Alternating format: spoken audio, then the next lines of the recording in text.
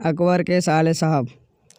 अकबर का साला हमेशा से ही बीरबल की जगह लेना चाहता था। अकबर जानते थे कि बीरबल की जगह ले सके ऐसा बुद्धिमान संसार में कोई नहीं है, फिर भी जोरू के भाई को वह सीधी ना नहीं बोल सकते थे।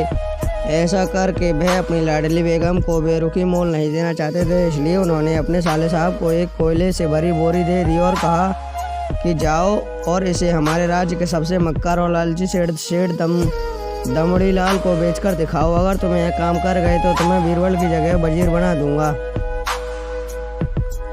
अकबर की इस अजीब शर्त को सुनकर साला अचंभे में पड़ गया। वह कोयले की बोरी लेकर चला तो गया, पर उसे पता था कि वह सेठ किसी की बातों में नहीं आने वाला, ऊपर से वह उल्टा उसे ही चूना लगा देगा। हुआ भी यही, सेठ दमड़ीलाल ने कोयले की बोरी के बदले एक ढीला भी देने से इनकार कर दिया। अब साले साहब अपना मुंह लटकाकर महल वापस लौट आए और अपनी हार स्वीकार कर लिया। अब अकबर ने वह काम बीरबल को करने को कहा। बीरबल को सोचने लगे और फिर बोले कि सेठ दमड़ीलाल जैसे मक्कार और लालची सेठ को यह कोयले की बोरी क्या, मैं सिर्फ एक कोयले का टुकड़ा ही 10,000 रुपये में बेच आऊँगा।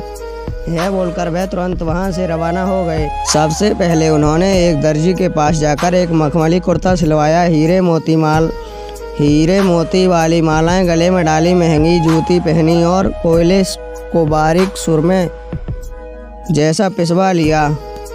फिर उसने पिसे कोयले को एक सुरमे की छोटी चमकदार डिब्बी में भर लिया। इसके बाद बीरबल ने अपना भेष बदल लिया और एक मेहमान घर में रुक कर इश्तिहार दे दिया और कि बगदाद से बड़े शेख आए हैं जो करिश्माई सुरमा बेचते हैं, जिससे आंखों में लगाने से मरे हुए पूर्वज दिख जाते हैं और यदि उन्होंने कहीं कोई धन गाड़ा है तो उसका पता बताते हैं। यह बात शहर में आग की तरह फैला दी।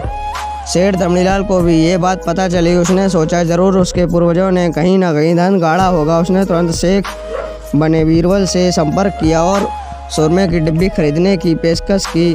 शेख ने डिब्बी के 20,000 रुपये मांगे तो मोलभाव करते करते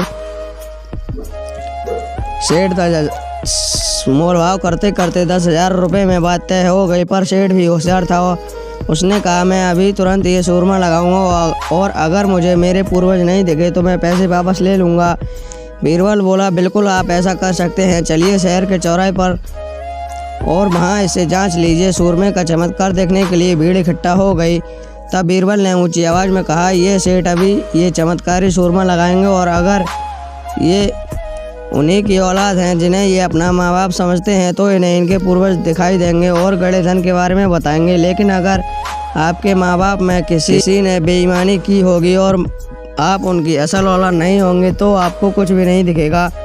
और ऐसा कहते ही बीरबल ने सेठ की आंखों में सूरमा लगा दिया। फिर क्या था, सिर खुजाते हुए सेठ ने आंखें खोली। अब देखना तो कुछ नहीं था, पर सेठ करे भी तो क्या करे। अपनी इज्जत बचाने के लिए सेठ ने 10,000 रुपये बीरबल के हाथ में थमा दिए और मुंह फुलाते हुए आगे बढ़ गए। बीरबल फौरन अकबर के पास पहुंचे और रुपए थमाते हुए सारी कहानी सुना दी। अकबर का साला बिना सोचे कहे अपने घर लौट गया और अकबर बीरबल एक दूसरे को देखकर मंद मंद मुस्कुराने लगे। इस किस्से के बाद फिर कभी अकबर के साले ने बीरबल का स्थान नहीं मांगा।